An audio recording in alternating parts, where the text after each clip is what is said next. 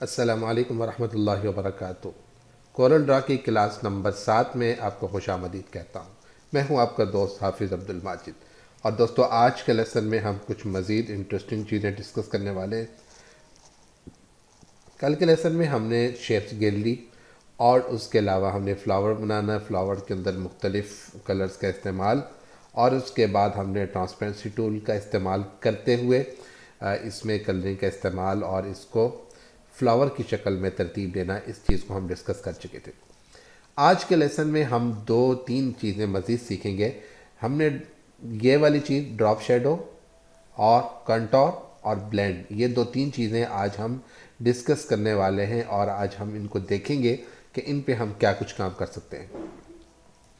दोस्तों, अगर आपको याद हो तो जब हमने रेक्टेंगुलर शेप के बारे में डिस्कस किया था या आपने एलिप्स टूल के बारे में डिस्कस किया था, उसमें हमने पढ़ा था कि आम तौर पर जब हम कोई भी शेप बनाते हैं और उस शेप को बनाने के बाद जब हम उस शेप की कॉपी लेते हैं, फॉर एग्जांपल मैं यहाँ पे इसकी कॉपी लेता हूँ, तो आप देख रहे होंगे कि इस कॉपी के लेते वक्त हमने ये जो दरमियान में फ़ासला है, ऊपर से अगर आप इसके दरमियान में फ़ासला देखें और यहाँ से आप फ़ासला देखें तो दोनों के फ़ासले में थोड़ा सा फ़र्क है। यहाँ पर इसमें डिस्टेंस कम है, फ़ासला कम है, जबकि यहाँ पर फ़ासला ज़्यादा है।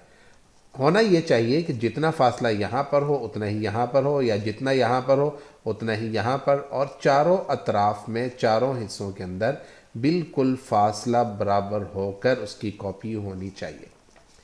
इसके लिए हम क्या करते हैं, इसके लिए हम एक टूल इस्तेमाल करते हैं और उस टूल के लिए उसको हम कहते हैं कॉन्टोर टूल। फॉर एग्जांपल आप देखें, हम यहाँ पर प्रैक्टिकल करके देखते हैं। हम इसको डिलीट करते हैं। हम यहाँ पर लेते हैं एक शेप और हम पहले मैनुअल तरीके से इसकी कॉपी लेते हैं और फिर हम उस मैनुअल तरीके से जो कॉपी ली उसको हम चेक करेंगे। अब ये जो मैनुअल तरीके से कॉपी ली, इसमें डिस्टेंस आ रहा है। हम क्या करेंगे कि हमने जिस चीज़ की कॉपी लेनी होगी उसको हम सिलेक्ट करेंगे। सिलेक्ट करने के बाद हम इस वाले टूल में आएंगे और ड्रैप शेडो के नीचे आप देखेंगे ये वाला CONTO या कंटोर का जो वर्ड है, इस पर आप क्लिक करेंगे। अभी आप मेरे माउस को देखें और इसकी जो अतराफ़ देखें, इसके कोने देखें वो कैसे हैं, और जब मैं इसको सिलेक्ट करूँगा फिर आप इसमें थोड़ा सा फ़र्क देखेंगे। जैसे ही मैं क्लिक करता हूँ आप ये देखें कि मेरी जो कर्सर की शेप है वो थोड़ी सी चेंज हो गई है और ये वाले भी कोने थोड़े से चेंज हो गए। अब मैं क्या करूँगा, मैं यहाँ से पकड़ूँगा और यहाँ से पकड़ने के बाद ये देखें, जहाँ पर मैंने कॉपी लेनी होगी वहाँ पर मैं कॉपी एक ले लूँगा। अब आपको नज़र आ रहा होगा कि इनमें चारों अतराफ़ के अंदर कोई फ़र्क नहीं है, जबकि इससे ऊपर जो हमने मैनुअल एक शेप ली थी उसमें आप देख रहे होंगे कि इसमें फ़र्क आपको नज़र आ रहा होगा। अब आपने क्या करना है, अब आपने देना है इसको कलर। फॉर एग्ज़ाम्पल मैंने सबसे पहले वाली, सबसे लास्ट वाली जो शेप थी उसको मैंने एक कलर दिया और उसके बाद जो ऊपर वाली शेप थी उसको मैंने एक कलर दिया। अब उसके बाद आ गई सबसे ऊपर वाली जो शेप, इसको मैं एक कलर देता हूँ। लेकिन हुआ क्या कि ये जो सबसे ऊपर वाली शेप है इसमें कलर नहीं हो रहा। अब कलर नहीं हो रहा और हमने इसको देना है कलर, तो फिर हम इसको क्या करेंगे। तो दोस्तों, सबसे पहली बात तो ये है कि ये जो दोनों बॉक्स बने हुए हैं, यानी ये वाला, ये जो ब्लैक वाला बॉक्स है और इसके नीचे जो पिंक है, ये असल में दोनों बॉक्स बन चुके हैं। इन दोनों बॉक्स को अलग करने के लिए हम कंट्रोल के का बटन दबाएंगे, कैट कंट्रोल काइट वाला, काइट कंट्रोल के दबाएंगे और कंट्रोल के दबाने के बाद जब हम इसमें चेक करेंगे तो आप देखेंगे कि ये ऊपर वाला बॉक्स अलग हो गया और नीचे वाला बॉक्स अलग हो गया। अब इसमें आप जौन सा मर्जी कलर करना चाहें वो आप इसमें कलर कर सकते हैं। गोया ये तीन बॉक्सेस अब बन चुके हैं और तीनों को आप अलग अलग कलर कर सकते हैं और अलग कलर करना चाहें तो कर सकते हैं, और अगर ना चाहें तो आपकी मर्ज़ी, आप जैसा कलर करना चाहें वैसा आप कलर कर सकते हैं। ये तो आपने देख लिया इसमें कलर, जब हम किसी चीज़ को तमाम अतराफ़ से बराबर करके उसकी कॉपी लेना चाहें तो हम कैसे ले सकते हैं। अब हम आ जाते हैं दोबारा से यहाँ पर और हम देखते हैं कि कल हमने एक टूल और डिस्कस किया था ब्लेंड टूल के नाम से, जो यहाँ पर मौजूद था, और उसमें हमने चीज़ें डिस्कस की थी। कल हमने यहाँ पर एक लाइन ड्रॉ की थी और लाइन ड्रॉ करने के बाद उसकी एक कॉपी ली, उसको नीचे रखा और ऊपर से सिलेक्ट करके जब नीचे लाए तो उसका दरमियान का जितना भी फासला था वो सारा का सारा लाइनों से भर गया। आज हम क्या करते हैं, आज हम इसी टूल को एक लिखाई के ऊपर ट्राई करते हैं। फॉर एग्जांपल मैं यहाँ पर टाइप करता हूँ ए, और ए को टाइप करने के बाद मैं इसको थोड़ा सा बड़ा कर देता हूँ, और इसको मैं करता हूँ कंट्रोल क्यू करने के बाद मैं लेता हूँ इसकी एक कॉपी, और इसकी कॉपी लेने के बाद मैं इसको रखता हूँ नीचे। फॉर एग्जांपल मैं यहाँ पर लाकर इसको रख देता हूँ। अब मैं इस्तेमाल करता हूँ ब्लेंड टूल को, ब्लेंड टूल यहीं से, और इसके बाद मैं इस पर क्लिक करता हूँ और क्लिक करने के बाद यहाँ पे लाकर बराबर छोड़ता हूँ। अब आप देखें कि इन तमाम के दरमियान में जितने भी ए हैं ये तकरीबन 20 के करीब होंगे जिनकी काउंटिंग यहाँ पर आ रही है। आप इसको कम भी कर सकते हैं, आप इसको ज़्यादा भी कर सकते हैं, जितना आप करना चाहें। अब हम अगर इसके ऊपर कोई, फॉर एग्ज़ाम्पल ये सबसे ऊपर वाला जो ए है, मैं इसको सिलेक्ट करता हूँ, और इसको सिलेक्ट करने के बाद मैं इसको कलर देता हूँ, तो आप देखिएगा कि पूरी लाइन के ऊपर कलर चेंज हो जाता है। अब ये पूरी लाइन के ऊपर एक अलग से कलरिंग हो गई है। अब हम इसके ऊपर थोड़ा सा काम करते हैं। पूरे को आपने सेलेक्ट नहीं करना, सिर्फ और सिर्फ सबसे ऊपर वाला जो ए है उसको हमने सेलेक्ट कर लिया, उसको हमने एज अ ऑब्जेक्ट बना लिया। आप सबसे नीचे वाले को भी कर सकते हैं, कहीं और से भी कर सकते हैं। हम फिलहाल इस सबसे ऊपर वाले के ऊपर एक प्रैक्टिस करने की कोशिश कर रहे हैं। हम क्या करेंगे, सबसे ऊपर वाले को हमने सिलेक्ट किया, और इसको आपने चारों कोनों में से किसी कोने से नहीं पकड़ना, बल्कि ये जो दरमियान में कट का निशान आ रहा है, आप इसको यहाँ से पकड़ें और इस ए को ले आए सबसे नीचे वाले ए के पास। अब आपने देखा कि यहाँ पर इसकी एक और अलग से शेप बन गई है। आप इसको थोड़ा सा बड़ा करके देखिए। अब मैं क्या करता हूँ, इसको थोड़ा सा इसके स्टाइल चेंज कर देता हूँ। मैं यहाँ पे कर देता हूँ, मैं यहाँ कर देता हूँ। अब आप देखें ये एक 3D शेप क्रिएट हो चुकी है। आप इसको पकड़ें और इसको यहाँ पर ले आए। अब ये सबसे ऊपर वाला जो ए है ये असल में एक ऑब्जेक्ट है, जिसको आप बाकी ए वाली जो स्टाइल है उनमें से जहाँ पर रखना चाहेंगे आप वहाँ पर रखेंगे। फॉर एग्जांपल अगर मैं इस तरफ रखता हूँ तो आप देखेंगे कि इस तरफ की जितनी जगह है वो सारी की सारी 3D की शक्ल बन जाएगी, ये देखें। और अगर मैं इसको पकड़ के यहाँ पे करता हूँ तो इस तरफ वाली जो शेप है वो 3D बन जाएगी। और अगर मैं इसको पकड़ के ऊपर की तरफ रखता हूँ तो नीचे वाली जो है वो सारी 3D की शेप बन जाएगी। और अगर मैं इसको पकड़ कर नीचे की तरफ लाता हूँ तो फिर आप देखें और तरह की शेप बन गई। और अगर इसको हम कलर को चेंज करना चाहें तो आप कलर देखें, इसके बैक पर जितने कलर होंगे वो सारे के सारे चेंज हो रहे हैं। आप जिस तरह के कलर करना चाहें, और अगर आप यहाँ पर आ जाएं और यहाँ पर आकर इस पर ट्रांसपेरेंसी टूल का इस्तेमाल करें तो वो भी आप इस पर कर सकते हैं। इस तरीके से आप एक 3D की शक्ल बना लेते हैं। अब क्या करता हूँ, अब मैं इन तमाम को सिलेक्ट कर लेता हूँ। जैसे ही मैंने इन तमाम को सिलेक्ट किया, यहाँ पर कुछ ऑप्शंस ऑन हो गई हैं। फॉर एग्जांपल एक ये वाली ऑप्शन है। अब देखें जब मैं इस ऑप्शन का इस्तेमाल करूँगा तो इसके कलर पे क्या फ़र्क पड़ता है। पहले कैसे हैं वो देखें, ये पीछे फिरोज़ी कलर, जामुनी कलर या इस तरह का कोई कलर है, और अब देखिए अब क्या कलर हुआ, और अब देखिए अब क्या कलर हो गया। ये आप जिस तरीके से इस्तेमाल करना चाहेंगे आप उसको इस्तेमाल कर सकते हैं।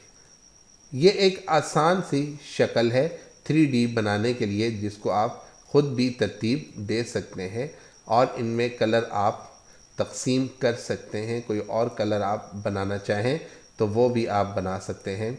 जिस तरह का कलर आपको पसंद हो आप वैसा ही कलर उसमें बना सकते हैं। अब ये एक बिल्कुल रेनबो टाइप शक्ल की जो है वो बन गई है। तो यहाँ पर आप इसका इस्तेमाल करें, इस पर ट्रांसपेरेंसी टूल का इस्तेमाल करें और फिर उसके बाद इसके कलर चेंज करके देखें कि इसके कलर कैसे चेंज हो सकते हैं, इनमें क्या क्या चीज़ चेंज हो सकती है और उसके बाद उसकी शेप कैसे बन सकती है। ये देखें मुख्तलिफ़ शेप, मुख्तलिफ़ कलर इसमें आप देख रहे होंगे कि वो अपडेट हो रहे हैं। अब इसके बाद हम क्या करते हैं, हम कुछ और काम करते हैं। फॉर एग्ज़ाम्पल हम क्या काम करते हैं, हम किसी पिक्चर के अब शेडो पर काम करते हैं।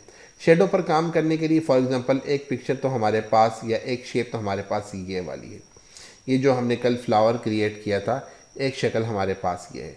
अब इस पूरे फ्लावर को हमने जब सिलेक्ट किया, सिलेक्ट करने के बाद हम दोबारा इसी ऑप्शन पे आते हैं और इसमें आकर ड्रॉप शेडो के ऊपर क्लिक करते हैं।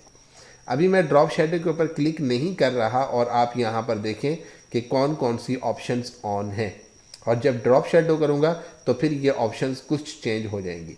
फॉर एग्ज़ाम्पल मैंने ड्रॉप शेडो के ऊपर क्लिक किया तो आप देखेंगे कि तकरीबन बाकी तमाम ऑप्शन बंद हो चुकी हैं, ये वाली यहाँ पर एक ऑप्शन ऑन हो चुकी है। मैं इसमें से इस पर क्लिक करता हूँ और इसके बाद मेरे पास एक नई विंडो ओपन होती है और मेरे पास कुछ मुख्तलिफ शेप्स दिखाई देती हैं। ये जो इसमें आपको रेड कलर दिखाई दे रहा है, ये असल पिक्चर है, असल ऑब्जेक्ट है, और उसके साथ ये वाला जो कलर इस शेप में आपको नज़र आ रहा है, ये उसका साया है, उसका शेडो है, और ये उसके ऊपर डायरेक्शन है कि आपको साया किस तरफ को दिखाई देगा, ऊपर की तरफ, दाएं की तरफ, नीचे, बाएं, जहाँ पर भी आप देखना चाहें। फॉर एग्ज़ाम्पल मैं इसको इसको क्लिक करता हूँ और उसके बाद आप देखेंगे कि आपको साया जो है वो यहाँ पर नज़र आ रहा है। इसको मैं जब थोड़ा सा इस्तेमाल करूँगा तो ये साया, इसका रंग हल्का या तेज़ होगा, इस साए का रंग हल्का या तेज़ होगा, ये आप देख रहे हैं। अच्छा, इस कलर को, जो शेडो का जो कलर है, इसको भी आप खुद चेंज कर सकते हैं। ज़रूरी नहीं कि ये जो ब्लैक कलर है आप यही रखें, आप यहाँ से चेंज कर सकते हैं। आप उसको येलो भी कर सकते हैं, आप उसको ग्रीन भी कर सकते हैं, आप उसको पर्पल भी कर सकते हैं, आप उसको पिंक भी कर सकते हैं, आप उसको लाल कर सकते हैं। जिस तरीके का आप कलर चाहें वो आप देख सकते हैं। अब मैंने देखा कि बहुत दफ़ा ऐसा होता है कि जो बड़ी बड़ी शॉप्स होती हैं उन पे जो बिल बोर्ड बने होते हैं, साइन बोर्ड होते हैं, उनमें आमतौर पर फॉर एग्ज़ाम्पल एक शू की दुकान है, शूज़ की, तो उस शूज़ का एक हिस्सा जो है वो ऊपर नज़र आ रहा होता है, जबकि नीचे उसका एक बड़ा सारा शेडो जो है वो चमक रहा होता है। वो शेडो यही होता है जो यहाँ पर आप देख रहे हैं। वो कोई अनोखी चीज़ या अलग सी चीज़ नहीं होती, वो यही चीज़ होती है जो आपको यहाँ पर नज़र आ रही है और आप ख़ुद उसको क्रिएट करने के काबिल हैं। आप यहाँ पर बंदा खड़ा कर दें, एक 3D मॉडल खड़ा करें और उसको यहाँ से आप शेडो के अंदर कन्वर्ट कर दें और उसका शेड खुद ब खुद यहाँ पर बन जाएगा। हम एक और छोटी सी प्रैक्टिस करते हैं। हम यहाँ पर एक शेप लेते हैं और इस शेप के लेने के बाद हम इसको एक कलर दे देते हैं। कलर के बाद हम यहाँ पर इसकी एक कॉपी लेते हैं और इस कॉपी के लेने के बाद हम इसको देते हैं एक ये वाला कलर, और इस कॉपी को हम थोड़ा सा छोटा कर लेते हैं। इस कॉपी को छोटा करने के बाद हम करते हैं Ctrl Q और उसके बाद F10 दबाते हैं कन्वर्ट टू कर्व में तब्दील करने के लिए। F10 का बटन दबाया।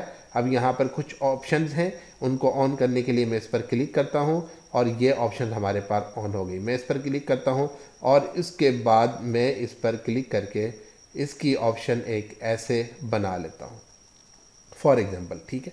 और इस ऑप्शन को मैं दोबारा से सिलेक्ट करता हूँ और इसको मैं देता हूँ शेडो देने के लिए मैंने इस पर क्लिक किया और उसके बाद मैं यहाँ से कोई भी एक शेप में जो है शेडो है वो मैं इसको दे देता हूँ और इस शेडो को हम थोड़ा सा तब्दील कर लेते हैं यहाँ की तरफ,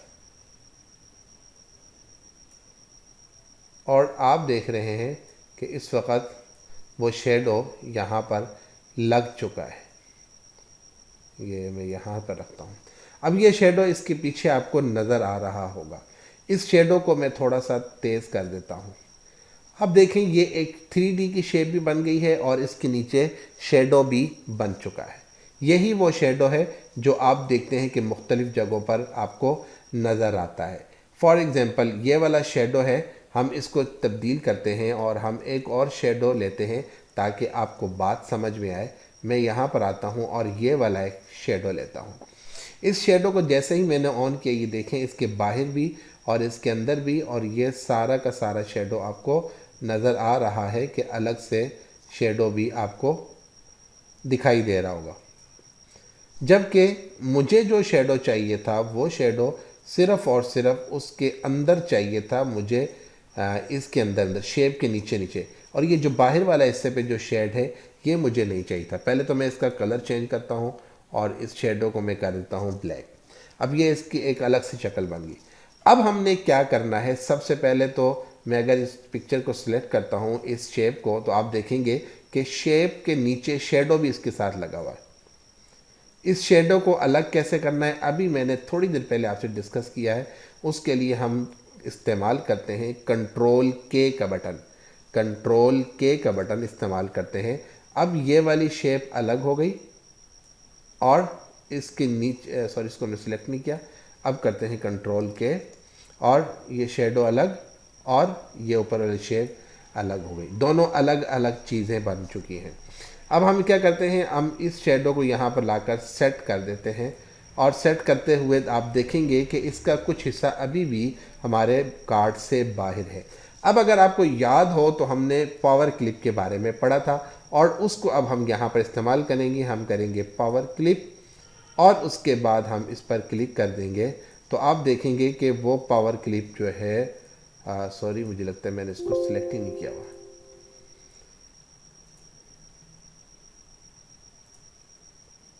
वो इसके नीचे अब पावर क्लिप हो चुका है, जबकि मुझे इसके नीचे पावर क्लिप नहीं करना था। मैं क्या करता हूँ, मैं सबसे पहले इस वाले पेज को अप और कर देता हूँ।